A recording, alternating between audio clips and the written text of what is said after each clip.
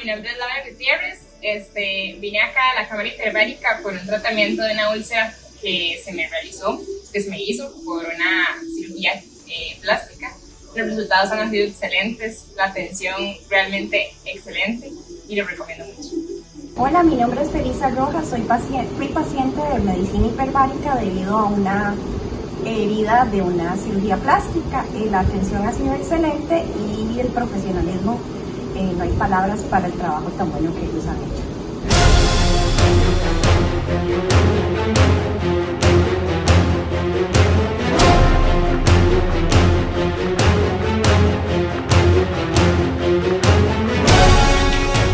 Una fuerte explosión de una cámara hiperbárica se presentó esta mañana en la clínica ubicada en el barrio Marsella. El trágico accidente acabó con la vida del hombre de 62 años que se encontraba dentro de la máquina. El accidente fue reportado a las 8:47 de la mañana por el Centro Regulador de Urgencias, luego de que los médicos de la clínica especializada en heridas notificaran que sintieron una explosión en la sala donde se encontraba el paciente. Por lo pronto, el CTI de la Fiscalía ha iniciado las investigaciones correspondientes para aclarar el caso. ¡Ah, mi mano! Mira mi dedo, mira mi hueso, mira. Mira lo que me has hecho, mira. Mira. Este es el momento en el que un hombre con la mano ensangrentada ingresa a esta habitación buscando desesperadamente a su madre. Las personas alrededor le pedían al joven que se calmara, pero ¿cómo podría hacerlo si veía su mano destrozada y nadie lo ayudaba? Momentos antes, una cámara hiperbárica explotó en este centro médico en Huacho, cuando una mujer se realizaba un tratamiento contra las varices. Ahora ha pasado media hora de que ella ingresó y explotó la cámara. Tras la explosión, la mujer terminó con un vidrio incrustado cerca de su garganta y su hijo sufrió lesiones en el brazo izquierdo, por lo que fueron trasladados a una clínica de la ciudad para ser atendidos.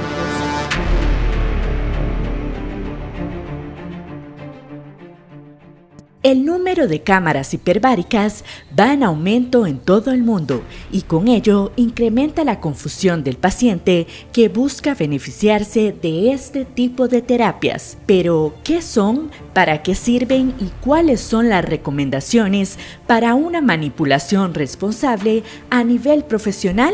Entérese de todos los detalles este viernes a las 4:30 por Hablemos de Enfermería.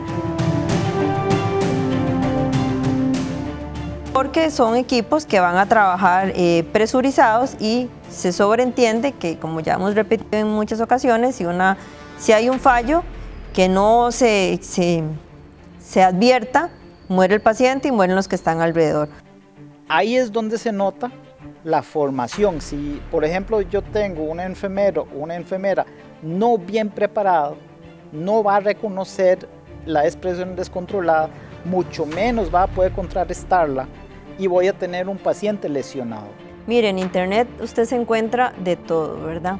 Yo le recomendaría que use las bibliotecas médicas certificadas y no ser víctima de una estafa, ¿verdad? Si bien es cierto, la definición de oxigenación hiperbárica empieza en 1.4, las cámaras tienen que estar certificadas hasta 3 para su uso clínico normal. Ahora, también tenemos estas otras cámaras que se han promocionado como cámaras de oxigenación de baja presión, etcétera, que son las famosas cámaras que presurizan hasta 1.3, 1.4, 1.45 atmósferas. Muchas de esas cámaras cuentan con aprobación de la FDA, sin embargo, ahí viene el truco. La aprobación es para mal de altura. Aquí en el país, vieras como que mal de altura no tenemos mucho, ¿verdad? Para no ser ninguno. Esas cámaras no se presurizan en oxígeno, ¿verdad? Por eso es que usted los ve entrando con celulares, con tablets, porque presurizan en aire.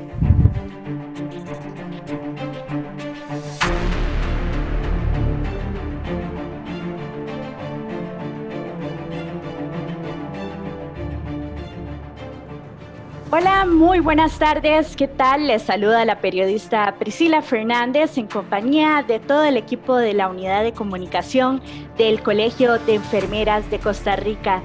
Les agradecemos por el favor de acompañarnos en esta tarde de viernes 27 de mayo de 2021 en nuestra edición de cierre de mes de Hablemos de Enfermería. En pantalla podrán apreciar todas nuestras plataformas digitales y de comunicación en las cuales pueden contactarnos y seguir y repasar todos los contenidos audiovisuales que constantemente producimos en este espacio de carácter informativos para su interés profesional. Esta tarde habilitamos este espacio para dialogar sobre la alta preocupación existente sobre el devalúo de los servicios de las cámaras hiperbáricas, ya que ante el aumento de producción de este equipo especializado en todo el mundo, también se acrecienta la confusión y el desconocimiento del paciente que busca beneficiarse de este tipo de terapias.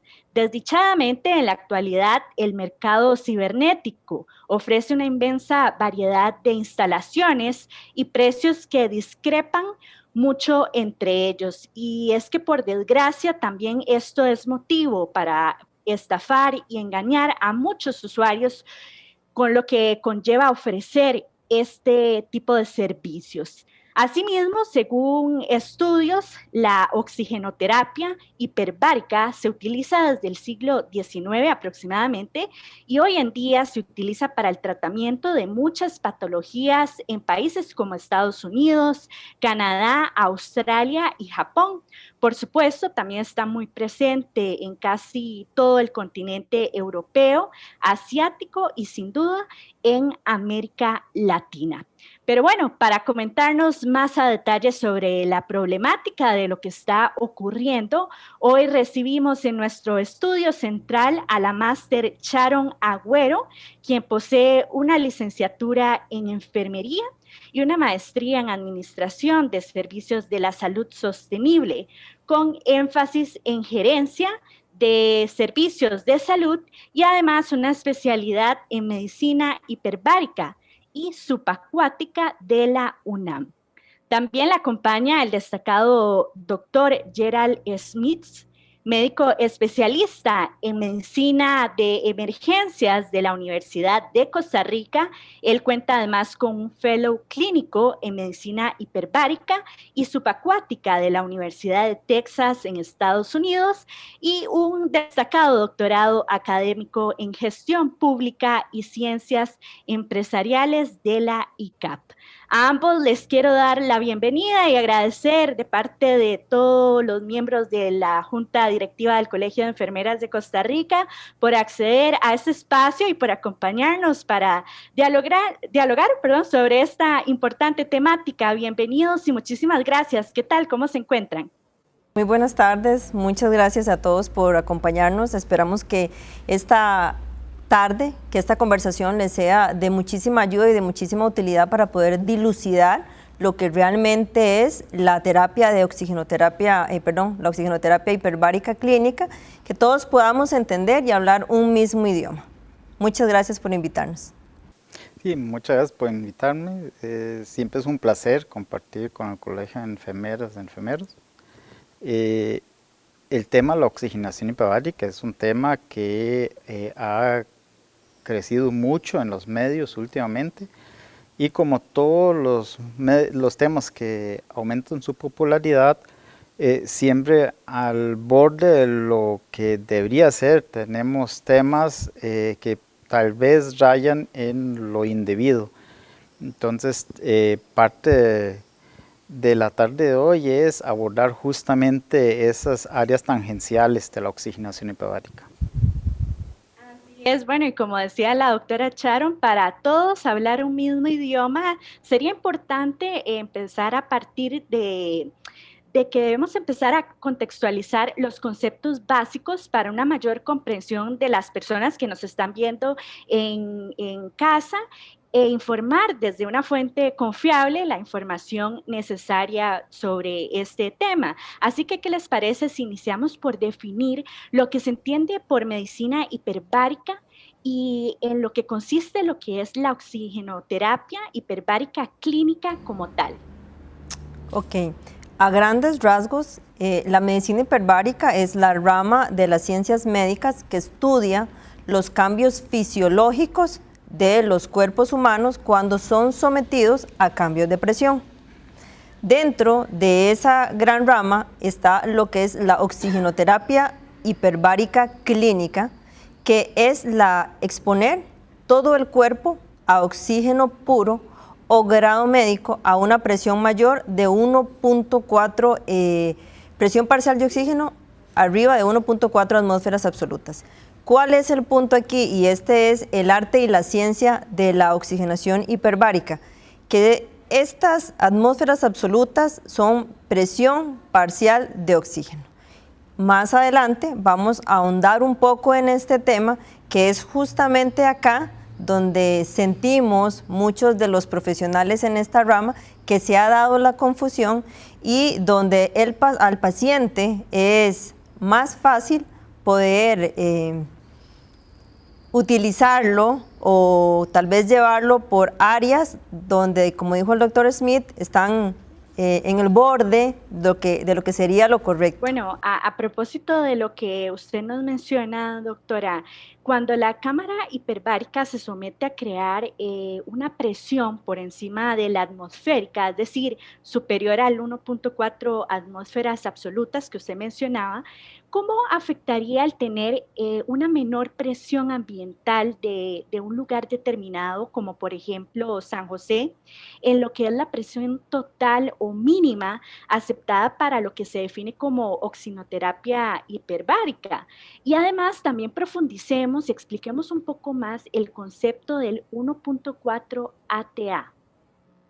Claro, ok, tenemos que tener en cuenta, existen dos organismos internacionales que regulan la oxigenación hiperbárica, la práctica clínica, que son la EUPS, que es la Unión Europea en Medicina Hiperbárica, y la UHMS, que es la Unión Norteamericana, que regula la práctica clínica de oxigenación hiperbárica. Ellos definen que para que sea oxigenación hiperbárica se necesitan obligadamente 1.4 atmósferas absolutas de oxígeno. ¿Cuál es el punto, como usted me dice? Si estamos a nivel de Punta Arenas, ¿verdad?, tenemos una atmósfera absoluta de presión.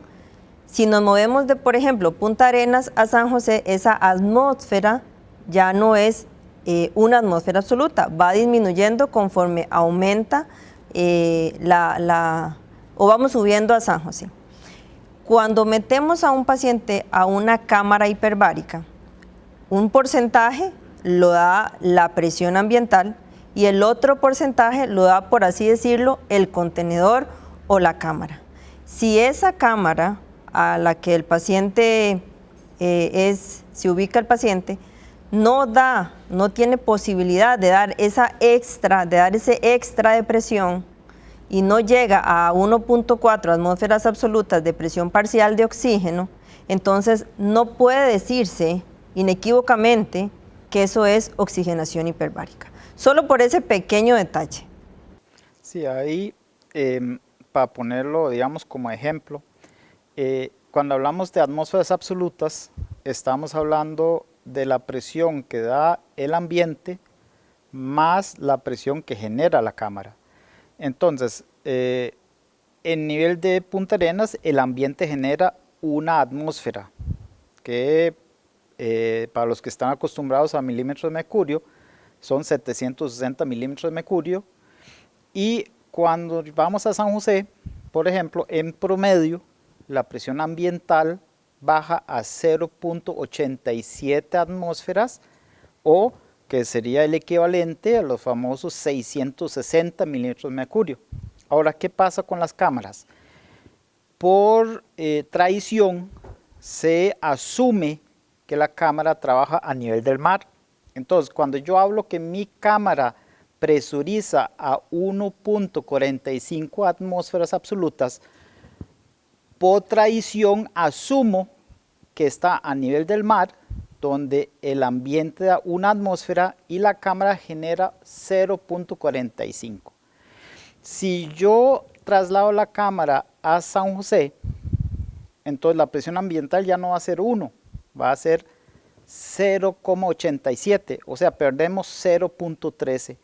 Y la cámara generalmente no es capaz de generar más de 0.45 si eso es su certificación. Entonces, aunque esa cámara que está certificada en 1.45, si la traslado a San José, no llega a 1.45, sino 0.13 menos, ¿verdad? Entonces, estamos hablando muy por debajo de 1.4 y conste que eso es la presión en la cámara, no necesariamente el oxígeno. Entonces, por ejemplo, si yo en cambio tengo una cámara que está certificado en 3 atmósferas absolutas, entonces la paso a San José, me va a dar máximo 2.87, por ejemplo, ¿no? Esa es la diferencia entre tenerla en San José o en Punta Arenas, y ahí es donde la gente a veces se confunde, porque la cámara se vende o se ofrece o se certifica asumiendo que está a nivel del mar. Claro, y ahora ustedes hablaban de estos organismos internacionales que son los que se han encargado de darle el seguimiento a lo que son las indicaciones que conlleva realizar la oxigenoterapia hiperbárica.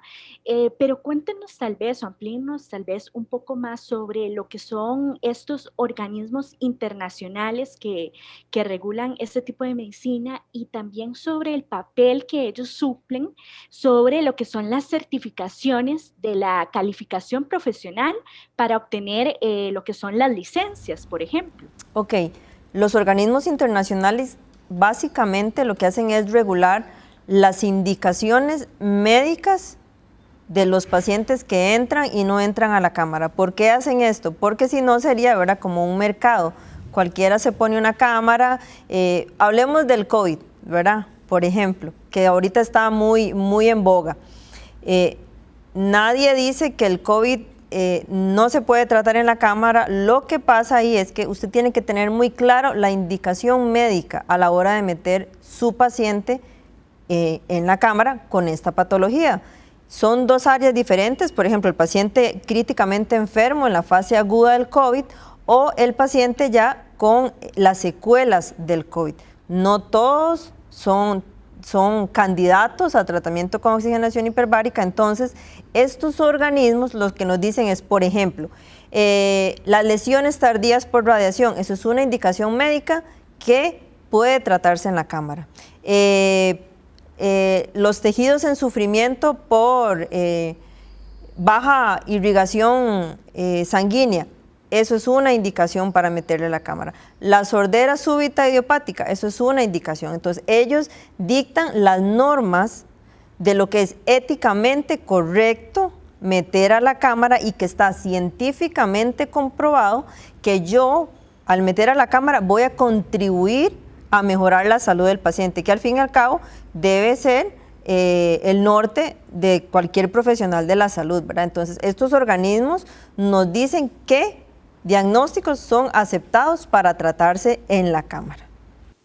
Sí, el tema del COVID también nos ayuda a entender la amplia gama de lo que es un tratamiento en oxigenación hiperbárica. Ahorita que estamos hablando de las presiones del famoso 1.4 ATA,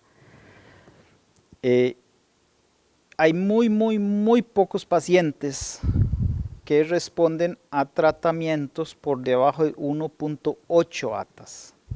Y para esas muy pocas excepciones es que se consideró oxigenación hiperbárica de 1.4 para arriba. Si se trata debajo de 1.4, número 1, no tiene ningún efecto terapéutico.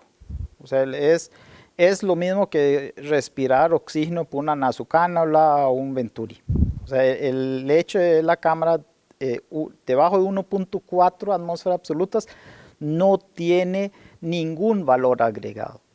En 1.4 empieza, pero no todos los pacientes se tratan en 1.4. De hecho, la gran mayoría de los pacientes, la inmensa gran mayoría, requiere presiones de 2 a 2.8 atmósferas absolutas.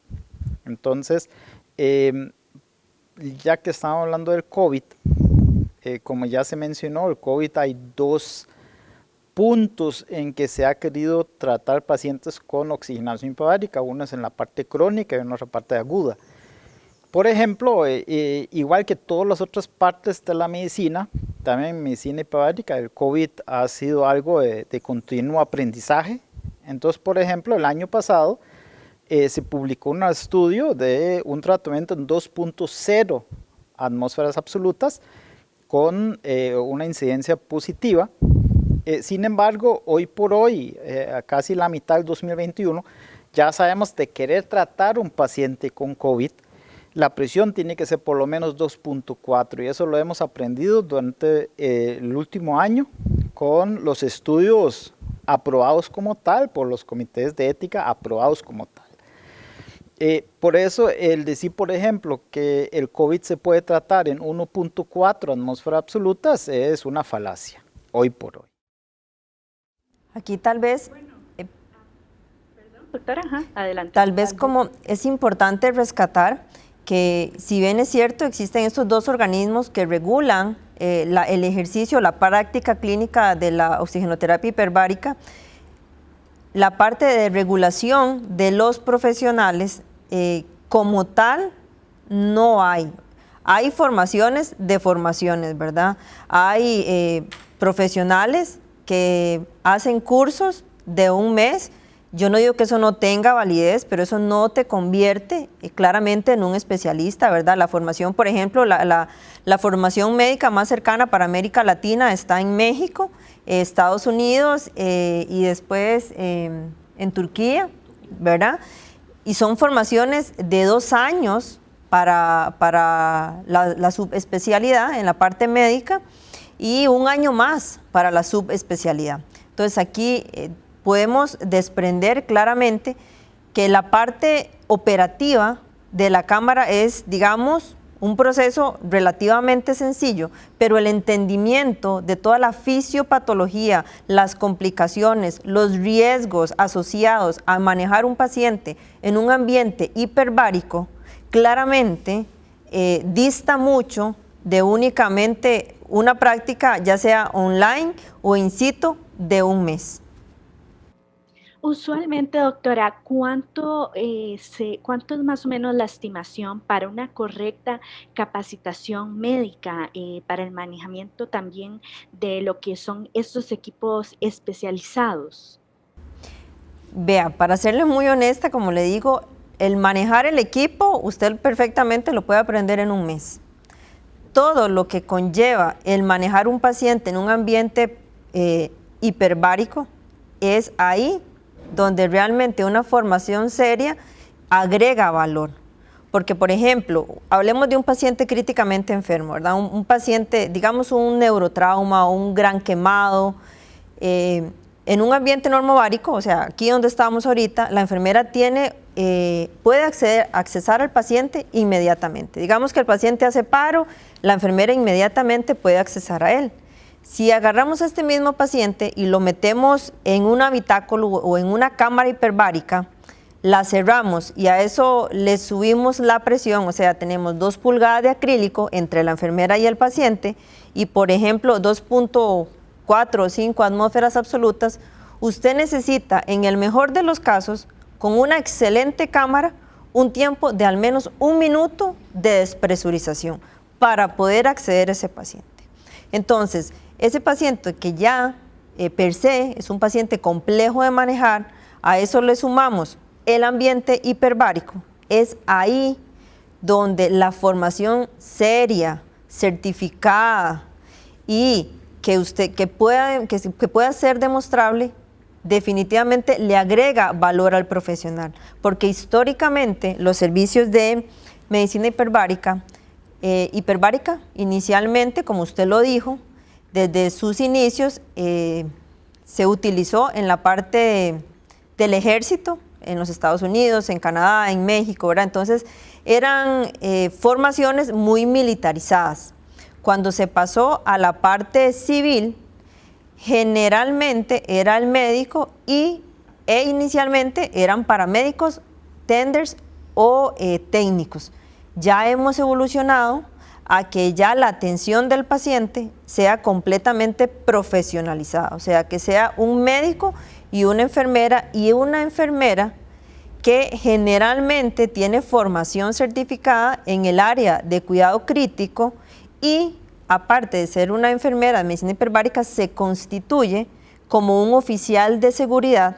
¿Qué quiere decir eso? Que esa persona conoce no solo la parte atencional del paciente, sea un paciente no crítico o un paciente crítico, sino que conoce y es capaz de abordar cualquier problema mecánico o de ingeniería que el equipo dé en ese momento. Porque aquí no hay tiempo de que yo diga, voy a llamar a ingeniería, por ejemplo, no. Si un equipo de estos falla, si hay un error humano, si se inicia un fuego, mire, muere el paciente, muere la enfermera y se lleva medio edificio. Por eso es que queremos que la gente entienda y pueda diferenciar lo que realmente es oxigenación hiperbárica y lo que realmente no es oxigenación hiperbárica.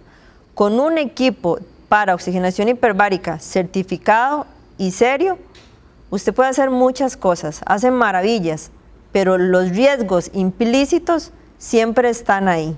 Bueno, antes de pasar a la siguiente pregunta, vi que el doctor Gerald tocó un tema muy interesante ahora con este tema del COVID, y es que en parte de la investigación que nosotros hicimos sobre este tema, vimos que en varios medios internacionales han visto una gran efectividad en lo que es la terapia hiperbárica en los usuarios COVID, como usted lo mencionaba, ya que aseguran que disminuye esa necesidad de uso de respiradores y de los tiempos también de recuperación de estos pacientes. Pero creo que es muy oportuno, doctor, tal vez explicarle a la gente en qué se diferencia el respirador artificial, por decirlo así, a una cámara hiperbárica. ¿Cuáles son las diferencias técnicas y también en un asunto de funcionalidad? Sí, es cierto. El primer semestre del año pasado existen estudios que han demostrado que pacientes que están cerca de tener criterios para requerir ventilación mecánica, si se trata de una oxigenación hiperbárica, disminuye la probabilidad de tener que entrar a ventilarlos. Ahora, la oxigenación hiperbárica a través de una cámara hiperbárica como tal, realmente no tiene ninguna similitud con una ventilación mecánica, porque la ventilación mecánica dentro de sus metas tiene la adecuada ventilación y oxigenación del cuerpo. La oxigenación hiperbárica realmente no pretende eso. La oxigenación hiperbárica bien realizada por parte de un profesional bien entrenado, lo que pretende es cambiar la actividad del sistema cardiovascular y sobre todo las señalizaciones intracelulares. Entonces, hablando del COVID, desde el punto de vista meramente teórico, el ventilador lo que pretende es facilitar o ayudar a que el oxígeno entra a los tejidos a través de facilitar la respiración pulmonar como tal. La oxigenación hiperbárica, en cambio, lo que hace es interviene en varios mecanismos celulares que bajan la respuesta del cuerpo ante el agente, que en ese caso es el virus del COVID. Ahora, y justamente es ahí donde viene la diferencia. El año pasado se pensaba que esa respuesta celular que se genera a través de la exposición a oxigenación hiperbárica se da a presiones de 2 atmósferas y a través de los últimos meses ya sabemos que es 2.4. Igual que por ejemplo en un paciente en shock séptico, Hoy en día nadie que hace oxigenación hipovárica en pacientes críticamente enfermos se le ocurriría tratar a un paciente en shock séptico a presiones debajo de 2.4. Hoy en día, y parece que COVID se comporta muy similar. Aquí nos preguntan en redes sociales si es capaz que estas cámaras hiperbáricas produzcan despresurización. Exactamente, doctor.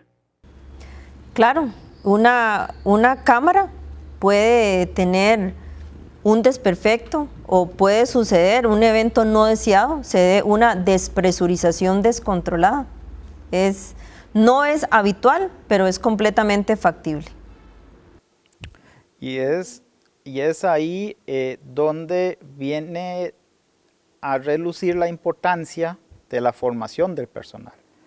Porque las cámaras, si es una cámara seria, bien construida y certificada, ¿verdad?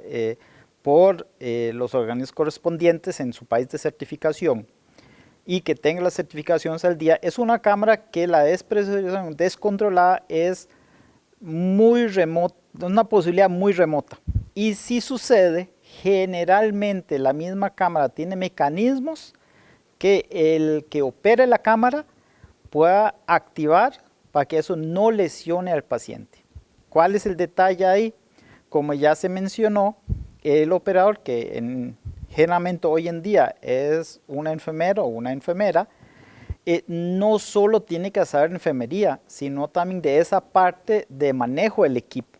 Y tiene que reconocer en qué momento una cámara entra en un fallo y tiene que conocer los protocolos en el cual se contrarresta ese efecto.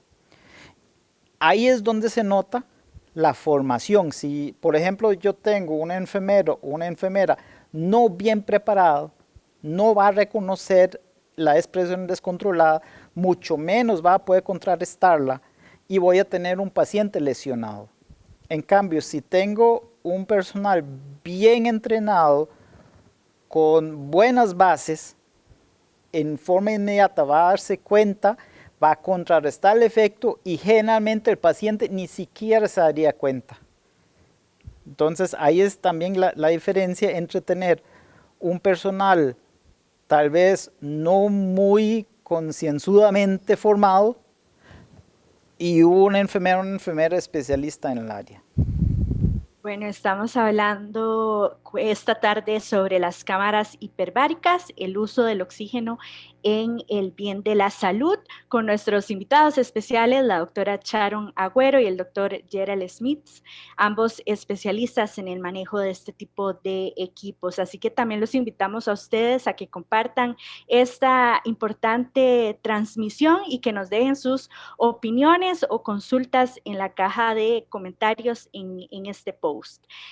Bueno, doctores, para continuar un poco más con nuestro tema de fondo, sabemos que todo dispositivo médico requiere cumplir con un listado de regulaciones que ustedes ya nos han ido comentando y también lo que es los estándares de calidad para que sean capaces de brindar tratamientos específicos, como es el caso de las terapias hiperbáricas. Así que coméntenos qué tipo de condiciones básicas deben cumplir esta gama de equipos para cumplir al pie de la letra, como decimos, dichos tratamientos y también cuáles normativas existen para regular sus usos.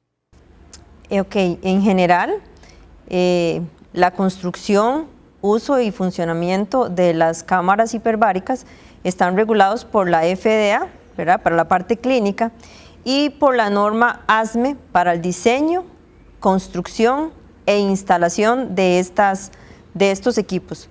Cada proveedor tiene sus normas específicas, obviamente que se desprenden de las normas generales de la FDA y de las normas ASME. Entre algunas podemos citar, por ejemplo, que para la instalación de una cámara hiperbárica le voy a hablar, digamos, de las cámaras Secrets, ¿verdad?, que son nuestras cámaras, son cámaras de diseño, construcción y fabricación en Norteamérica, Estados Unidos y por ende con certificaciones FDA y ASME. Ellos piden específicamente no solo que existan normas para colocar la cámara en un espacio, sino que el espacio físico donde va a estar colocada la cámara cumpla una serie de estándares. ¿Por qué? Porque son equipos que van a trabajar presurizados y se sobreentiende que, como ya hemos repetido en muchas ocasiones, si hay un fallo que no se advierta, muere el paciente y mueren los que están alrededor. Entre ellos le puedo decir que la exhalación del oxígeno de estas cámaras tiene que estar al ambiente, ¿verdad? Los tomacorrientes tienen que estar a por lo menos 1 metro del suelo. ¿Por qué esto? Porque el oxígeno es más pesado que el aire. Cuando usted termina un tratamiento, abre la cámara, siempre hay un remanente de oxígeno que queda en la cámara. Al usted abrir la cámara, ese oxígeno va hacia el suelo, y si tenemos un toma y si por desgracia no hay una adecuada instalación eléctrica, se genera una chispa y hay suficiente oxígeno, ahí hay un siniestro. ¿Qué le puedo decir? Por ejemplo, otras cosas, que la cámara tenga capacidad de monitoreo del paciente, tanto de forma visual, que el enfermero pueda ver el paciente, como que tenga capacidad para monitorear al paciente ya con equipos de avanzada. Equipos de avanzada le puedo decir que son monitoreo de signos vitales, monitoreo de presión intracraneal y una serie de otros tipos de monitoreos que generalmente se utilizan para el paciente críticamente enfermo. El funcionamiento de una cámara tiene, digamos, 2 grandes áreas, que son las especificaciones técnicas para la instalación de los equipos. Esto te lo da cada proveedor del equipo que usted decida adquirir. Especificaciones técnicas para el tratamiento del paciente como tal, y obviamente especificaciones técnicas para el control del ambiente, porque no es solo colocar la cámara en un espacio cerrado, no, el ambiente tiene que ser adecuado para la colocación de equipos a altas presiones. En la parte del paciente podríamos decir a grandes rasgos que el paciente necesita obligadamente, en un ambiente de oxigenación hiperbárica, tiene que estar con ropa de algodón certificado. ¿Qué quiere decir esto? Que esta ropa tiene que venir de un laboratorio que seriamente le indique a usted que esa ropa es 100% algodón. ¿Y algodón por qué? Porque el algodón es la fibra que menos estática genera, ¿verdad? No queremos donde hay oxígeno se genere una chispa y se genere un siniestro. El paciente ingresa a la cámara sin ningún objeto metálico ni de ningún tipo, simplemente el paciente con ropa que es especial para ambientes hiperbáricos, igualmente de algodón, y adicional a eso, como otro mecanismo de seguridad de los equipos, el paciente se le coloca una pulsera antiestática, que la idea de esa pulsera es sacar cualquier estática que se genere en la cámara por el movimiento del paciente. Y así una serie de normas y de indicaciones que se deben cumplir antes de meter al paciente a la cámara, durante el tratamiento y posterior al tratamiento. Porque, como les digo, hay reglas para la instalación de la cámara, el tratamiento del paciente y la parte de control ambiental. Bueno, nos llama mucho la atención porque ustedes, doctores, han hecho mucho hincapié en el aspecto de la formación profesional. Y es que desdichadamente hemos visto en los últimos días en medios de comunicación algunos profesionales de enfermería que quizás no están 100% capacitados con el tema, y desdichadamente eso trae una consecuencia, y es que brindan a la población tal vez alguna información errada, ¿verdad? Entonces, pues esto tal vez genera confusión entre los pacientes que son ajenos al tema técnico, y también pues genera también confusión entre los mismos profesionales, ¿verdad? Que quizás también no son especialistas directamente con el tema. Así que coméntenos qué aspectos debería aprender el profesional de enfermería para así lidiar con los tipos de prevenciones que deben de tener para el paciente, y además qué aspectos técnicos son fundamentales para una buena capacitación y manejo profesional de este equipo. Hay dentro de lo que es la enfermería hiperbárica, es un área sumamente importante, tanto en el mundo de la medicina hiperbárica como tal, como la enfermería por el otro lado, porque es una de las muy pocas áreas donde enfermería ha ido desplazando a otros profesionales. ¿Y por qué lo han logrado? Porque han sabido dar un valor agregado a la medicina hiperbárica. Entonces, la enfermera o el enfermero dentro del ámbito de medicina hiperbárica realmente, como ya hemos hablado de alguna forma, cumple 3 funciones.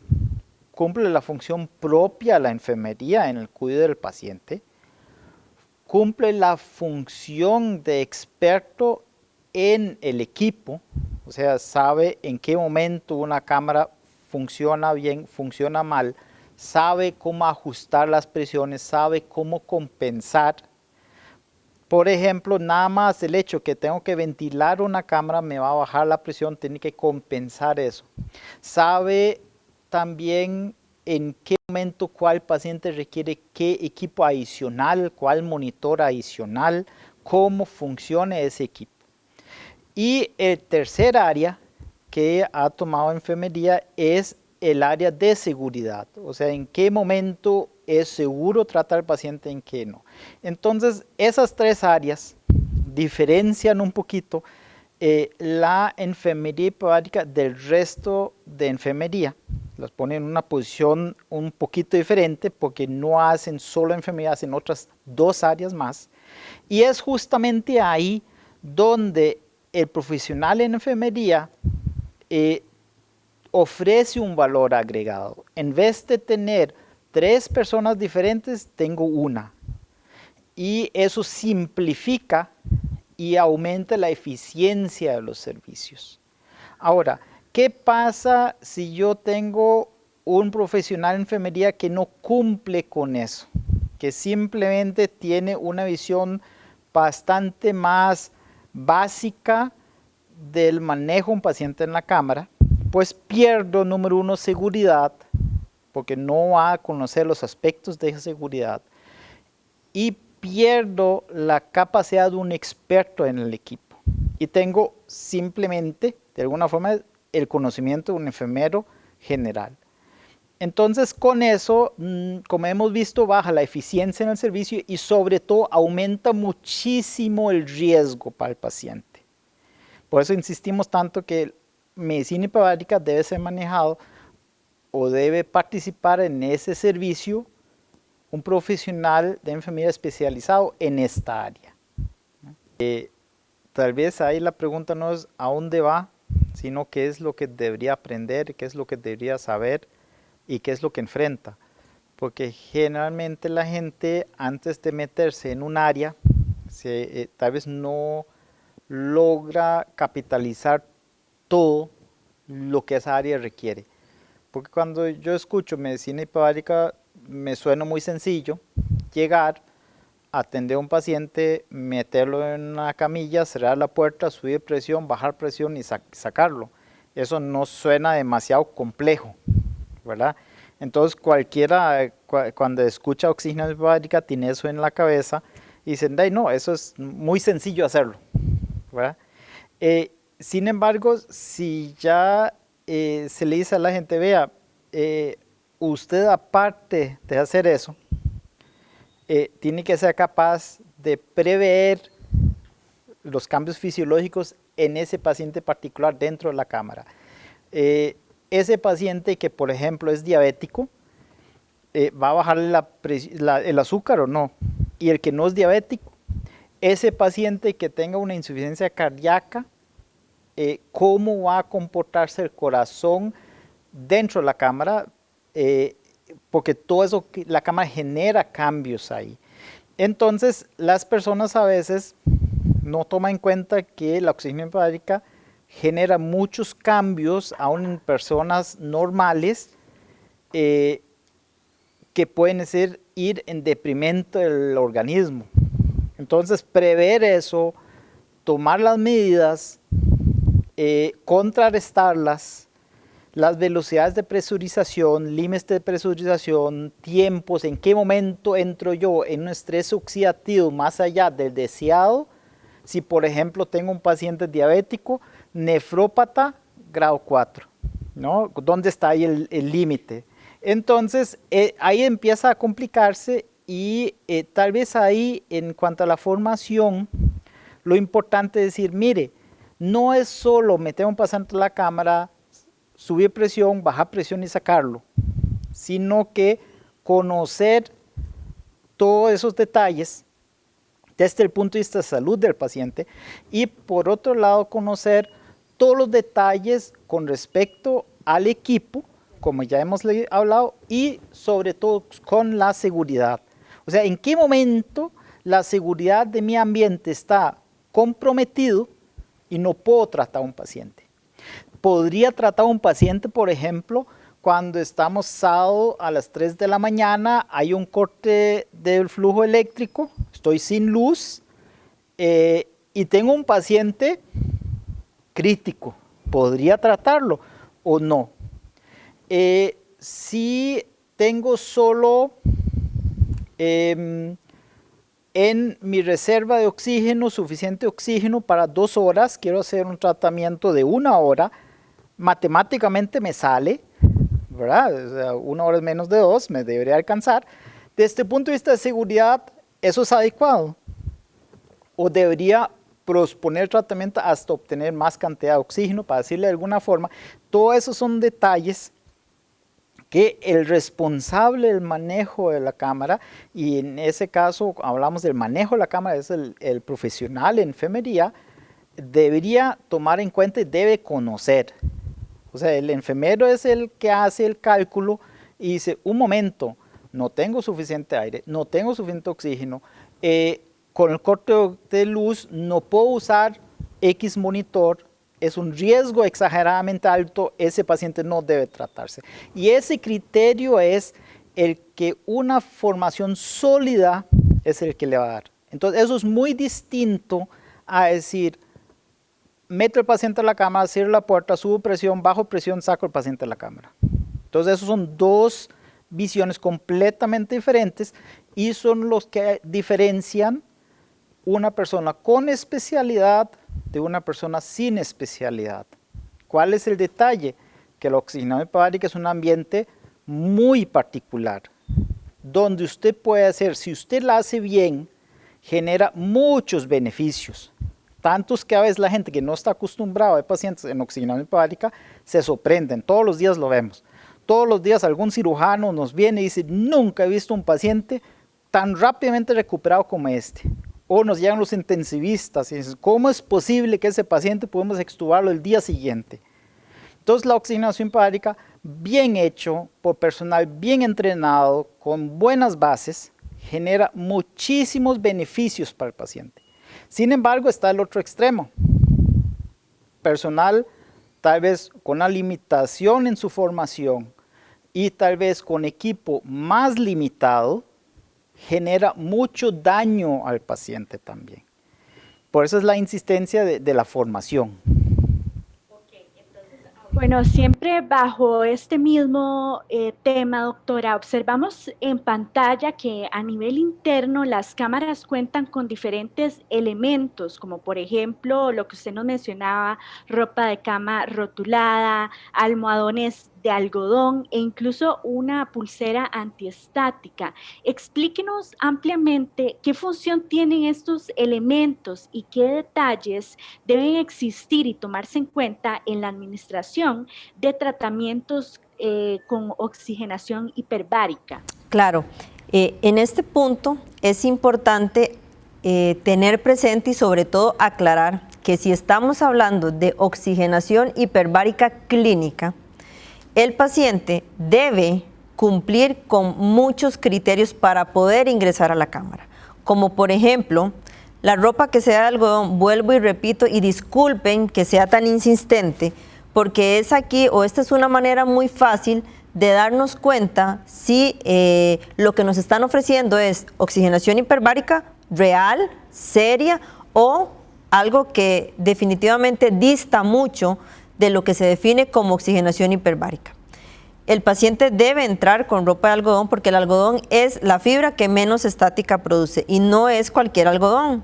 Obligadamente se necesita que esa ropa esté certificada por un laboratorio, esté claramente detallado, diferenciado, que diga que es específico para ambientes hiperbáricos, porque todo lo que entra a la cámara tiene que estar, por decirlo de alguna forma, autorizado, porque es un ambiente altamente peligroso. Entonces, si yo voy a meter, por ejemplo, una almohada, esa almohada tiene que estar certificada. Si el paciente viene con algún apósito porque tiene alguna herida, ese apósito tiene que estar certificado para su uso en ambientes hiperbáricos. Entonces, aparte de la ropa que el paciente va a usar, la pijama, las sábanas con las que se cubre esa cama tienen que estar certificados. El colchón donde el paciente va a estar acostado, que también va a estar expuesto a la oxigenación hiperbárica, debe de estar certificado. Y así varios, todo lo que entre a la cámara tiene que, previo a introducirse a la cámara, tener una certificación. ¿Por qué? Caso contrario, simple y sencillamente, es un riesgo para la vida del paciente y para aquellas personas que están alrededor. Y aclaro, si estamos hablando de oxigenación hiperbárica, ¿verdad? Si no estamos hablando de oxigenación hiperbárica, ustedes se van a encontrar pacientes entrando a habitáculos, ¿verdad? O, por decirlo de alguna forma, cámaras que no son de oxigenación hiperbárica. Entonces ahí no hay ninguna reglamentación porque realmente la presión del equipo no llega a la mínima de tratamiento o a lo que se define como oxigenación hiperbárica. Entonces usted va a poder entrar con su ropa particular, que aunque usted diga, mire, no, esta camisa es de algodón, no, necesitamos que esté certificado que realmente eso es 100% algodón. Se va a encontrar personas entrando a cámaras con tablets, que eso es...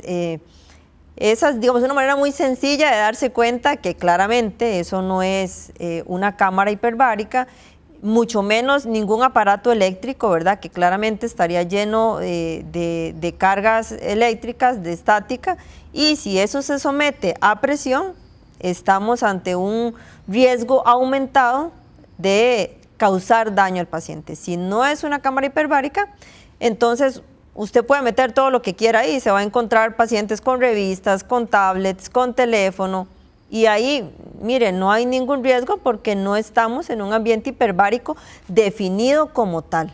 Ahora, usted que menciona esto ahorita, doctora, entonces es responsabilidad del profesional a la hora de atender a un paciente, darle todas estas indicaciones previamente y también que el paciente tenga conocimiento también de los riesgos, digámoslos así, que está asumiendo, por decirlo de algún modo. Es decir, el profesional de enfermería está en esa obligación de explicarle cada uno de esos detalles al paciente previo a que ingrese a la cámara hiperbárica, en este caso. Claro, vuelvo y repito, Priscila, y qué bueno que haces énfasis en ese punto, ¿verdad? Porque si estamos hablando de terapia de oxigenación hiperbárica, claro, el paciente debe ser evaluado por un médico especialista en medicina hiperbárica, y ese paciente firma un consentimiento informado antes de someterse al tratamiento. Pero la labor del profesional no se limita solo a que una vez que el médico autorizó el tratamiento y firmó el consentimiento, ya el paciente va hacia adentro a la cámara, no. El enfermero debe de revisar y constatar que el paciente comprende el riesgo al que se va a exponer, e incluso una vez que el paciente esté acostado en la camilla, ya se puso la ropa de medicina hiperbárica y está listo para ser introducido a la cámara, el profesional debe, por un tema de seguridad, constatar que el paciente realmente no lleva celulares, no lleva anillos, no lleva incluso ropa interior. El paciente entra a la cámara únicamente con la pijama, que es certificada para su uso en ambientes hiperbáricos, y el enfermero no debe de confiar en que el paciente se quitó toda la ropa, ¿verdad? El enfermero debe revisar y volver a hablar con el paciente para asegurarse que el paciente no va a introducir nada a la cámara, porque cualquier objeto metálico o que pueda generar estática es un riesgo para el paciente,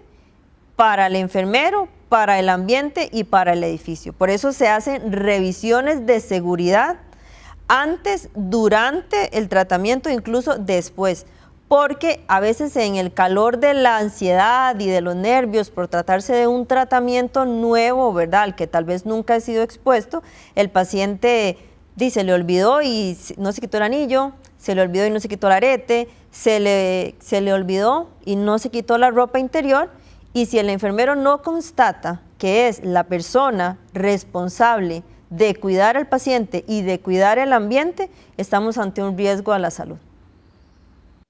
Así es, y es importante lo que usted dice, doctora, porque tal vez para una persona promedio esta información pues tal vez no es de fácil alcance.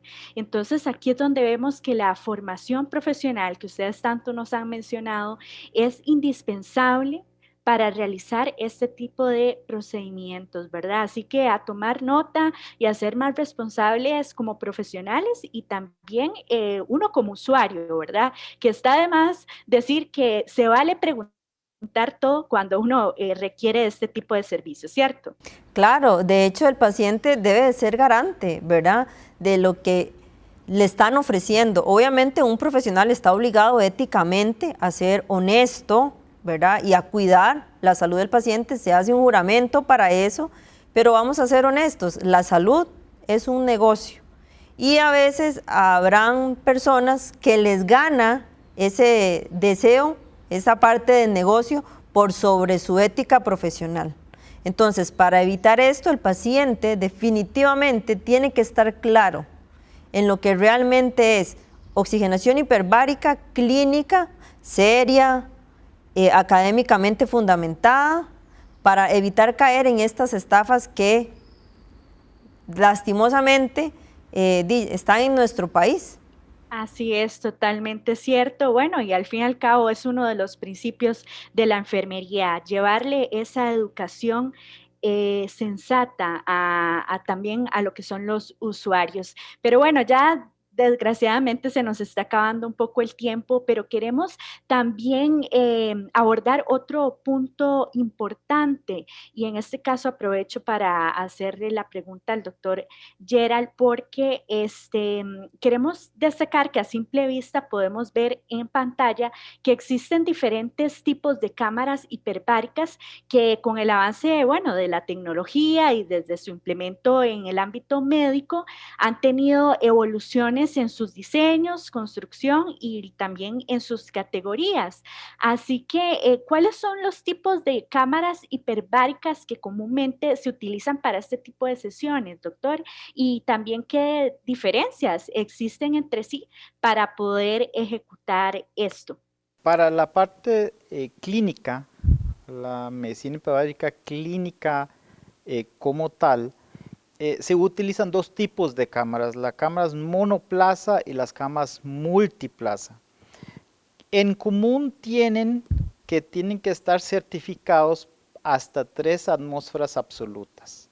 Entonces, si bien es cierto, la definición de oxigenación hiperbárica empieza en 1.4, las cámaras tienen que estar certificados hasta 3 para su uso clínico normal. Ahora, cada una de las monoplazas y la multiplaza, cada uno tiene su ventaja y su desventaja. Por ejemplo, una multiplaza es mucho más fácil accesar al paciente, ya que el personal en salud entra a la cámara junto con el paciente y lo tiene ahí enfrente, puede interactuar cercanamente con él.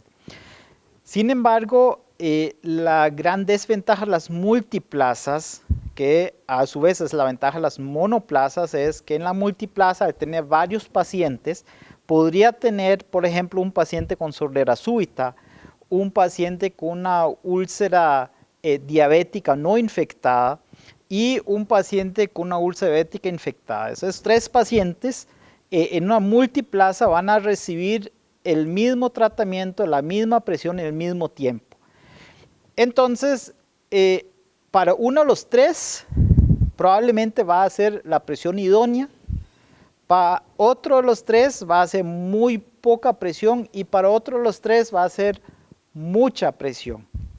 En cambio, en la monoplaza se permite individualizar el tratamiento. Por eso hoy en día vemos mucho más monoplazas que multiplazas, porque ya llevamos 30 años de habernos dado cuenta que un paciente no es igual al otro. No se puede decir, por ejemplo, todos los voy a tratar a 2.4 atmósferas, sino que no solo tenemos que individualizar el tratamiento por el diagnóstico, sino también por el paciente. No es lo mismo, por ejemplo, una úlcera diabética en un paciente que se le diagnosticó la diabetes hace 5 años y en lo demás el cuerpo está íntegro, a un paciente que tal vez sea diabético larga data, de pésimo manejo y nefrópata en el mismo pie diabético.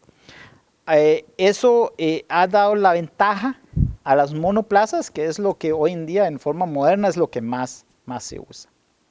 Ahora, también tenemos estas otras cámaras que se han promocionado como cámaras de oxigenación de baja presión, etcétera, que son las famosas cámaras que presurizan hasta 1.3, 1.4, 1.45 atmósferas. Muchas de esas cámaras cuentan con aprobación de la FDA, sin embargo, ahí viene el truco.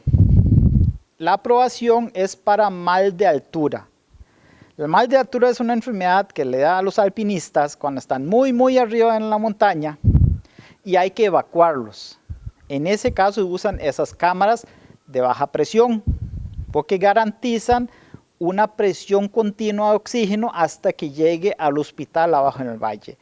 Y la idea de eso es que se mantenga una presión muy cercana, lo más que se pueda, de oxígeno a 1 atmósfera. Eso no es oxigenación hiperbárica. Entonces, todas esas cámaras de baja presión tienen, o muchos de esos tienen autorización de la FDA para mal de altura, no para oxigenación hiperbárica clínica. Entonces, ¿cuál es el problema ahí? Si yo quisiera tratar un paciente clínico normal, que no es mal de altura, porque aquí en el país, vieras como que mal de altura no tenemos mucho, ¿verdad? Para no ser ninguno. Si quisiera tratar un paciente clínico normal en una cámara de esas, hay que tomar en cuenta varias cosas. Esas cámaras no se presurizan en oxígeno, ¿verdad?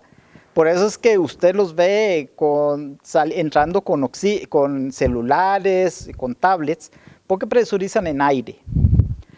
El oxígeno lo reciben por una mascarilla con reservorio. El mascarilla con reservorio no da el oxígeno al 100%, eso es más que claro. En el mejor de los casos está al 90% del gas que se le pone. En promedio dan 70, 65, 70%. Y esas cámaras, incluso lo que sale por esa mascarilla, ni siquiera es oxígeno al 100%, porque esas cámaras generalmente funcionan con un concentrador de oxígeno. Ahora depende de la calidad del concentrador de oxígeno. En el mejor de los casos, da 93% de oxígeno.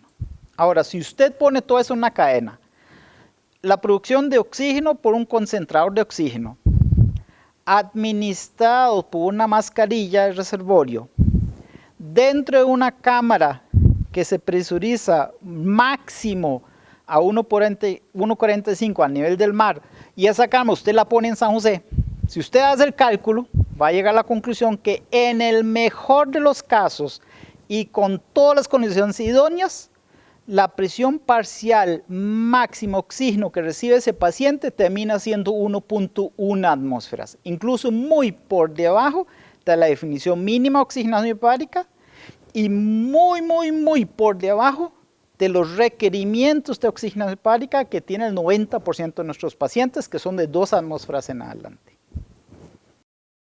Bueno, muchas gracias, doctor, por su explicación. Y bueno, ya ahora sí nos queda un poco más claro la diferencia de estos tipos de cámaras que vemos que es muy importante que también la población tenga conocimiento técnicos sobre este tema.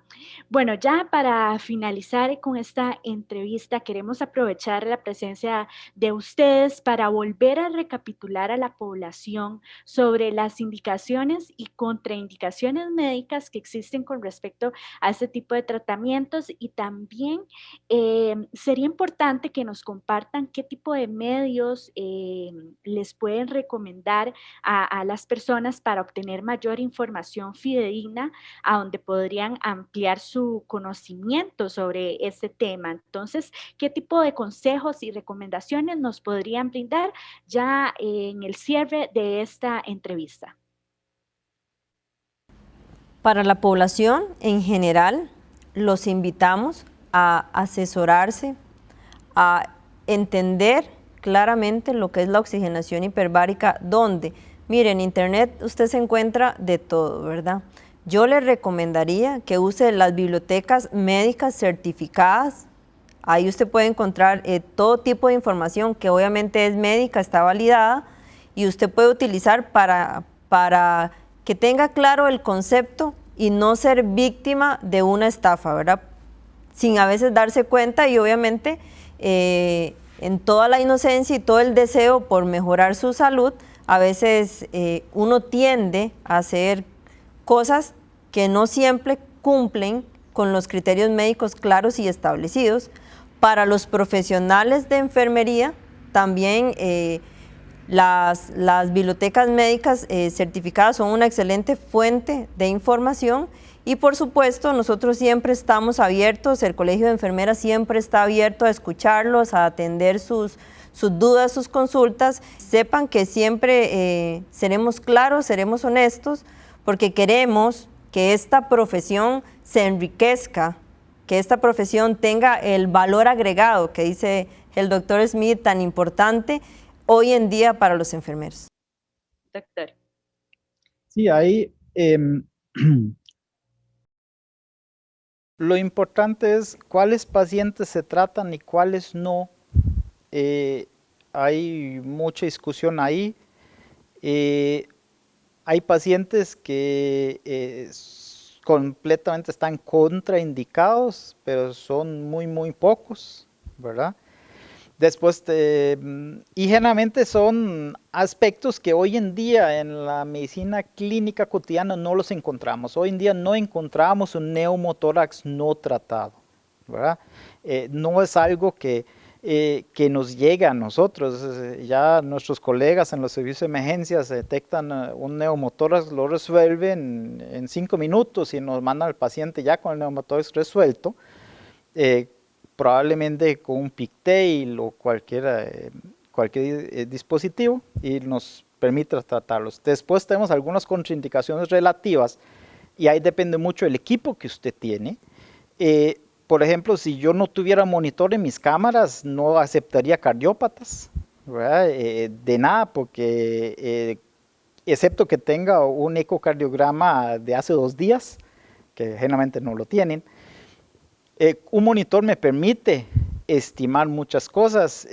Un ultrasonido que nosotros hacemos antes de meter las cámaras a nuestros pacientes en el servicio ayuda mucho en esas circunstancias y nos permite tratar probablemente pacientes que otros centros no pueden tratar. Más bien hay que hacer un hincapié en qué es lo que no deberíamos tratar, tal vez no como contraindicación, sino los inventos, ¿verdad? Por ahí es cierto que la oxigenación hiperbárica desinflama o baja el edema, digámoslo así.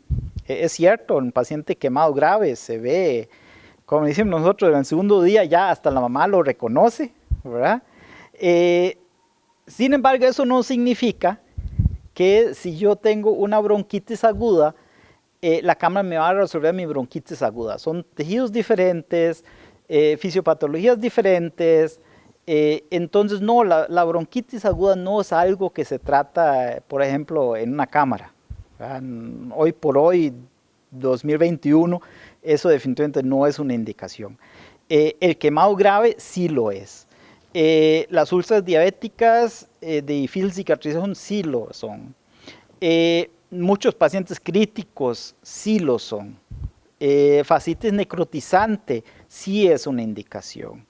En neonatología, sepsis neonatales, algunas sepsis neonatales sí lo son. ¿Verdad? Entonces, hay muchas patologías que sí son una clara indicación y están más que estudiados. Y después están las otras cosas que uno dice, teóricamente podría servir, pero no hay ningún estudio. Entonces alejémonos tal vez de eso, que alguien se imagina que podría servir y empieza a pasar pacientes de esa forma, ¿no? Entonces tal vez eso es nuestro gran problema, que a veces profesionales que no son especialistas y se meten en el área empiezan a tratar pacientes que no es que tengan una contraindicación absoluta, pero tampoco tiene indicación claramente comprobada. Entonces, tal vez de esos temas es donde debería uno alejarse. Priscila, podemos recomendar a la población, esto es una página abierta y en general la página de la EUPS nuevamente y de la OHMS tiene los apartados claros y específicos donde dice indicaciones médicas clínicas aceptadas para el tratamiento de la oxigenación hiperbárica. Si eso no está ahí, no está aceptado, como dice el doctor Smith. No tiene estudios que avalen la aplicación de oxigenación hiperbárica seria, como lo hemos discutido, para ese paciente en específico. Ahí están todas y cada una de las indicaciones que hoy por hoy, alrededor del mundo, se tratan en oxigenación hiperbárica y es de acceso público. Bueno, más claro ni el agua, como dicen, a seguir estas indicaciones, a leer y preguntar y estar asesorado siempre por un profesional médico, enfermero.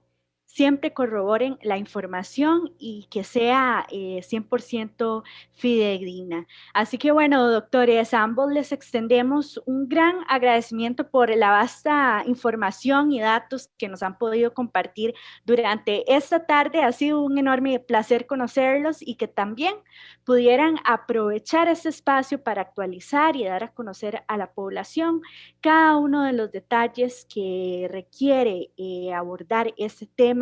Y sobre todo al agremiado de nuestra institución. Así que muchísimas gracias por esta gran participación a ambos en nuestro programa. Muchísimas gracias y muy amables. Muchas gracias, buenas tardes. Muchas gracias.